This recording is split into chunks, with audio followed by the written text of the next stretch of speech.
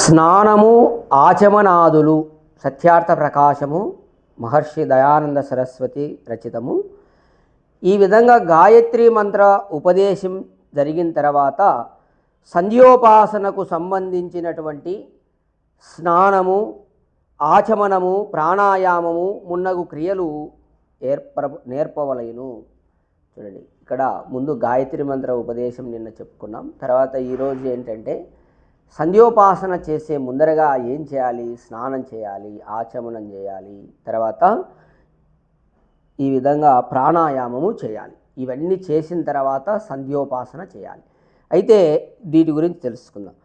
శరీర బాహ్య అవయవములకు శుద్ధి ఆరోగ్యము కలుగుటకు గాను ప్రథమమున స్నానం ఆచరించవలెను. స్నానం చేయడం వల్ల మనం చూడండి, మన బయట ఉన్నటువంటి బయట ఉన్న శరీరము శుద్ధి అవుతుంది, ఆరోగ్యంగా ఉంటాము.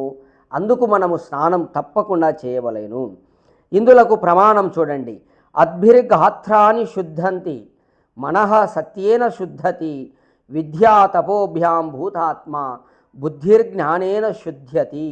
మనుస్మృతిలో చెప్పబడి, అంటే జలము వలన శరీర బాహ్య అవయవములు, సత్యాచరణం వలన మనస్సు, విద్య వలన తపస్సు, సర్వవిధ కష్టములను సహించి ధర్మమునే అనుష్ఠించుట వలన జీవాత్మయు, జ్ఞానము పృథివి మొదలు పరమేశ్వర పర్యంతము పదార్థముల వివేకం వలన బుద్ధి దృఢనిశ్చయము కలిగి అన్నియు పవిత్రములగును.